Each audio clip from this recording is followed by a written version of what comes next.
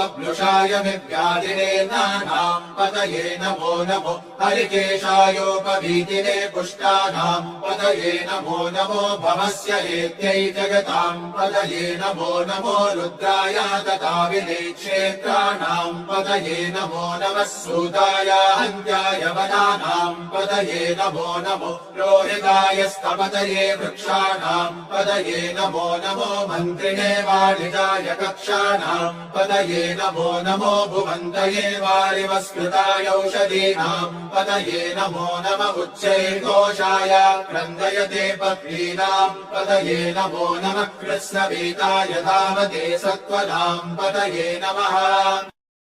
ॐ नमस्ते अस्तु भगवन् विश्वेश्वराय महादेवाय त्र्यम्बकाय त्रिपुरान्तकाय त्रिकालाग्निकालाय कालाग्निरुद्राय नीलकण्ठाय मृत्युञ्जय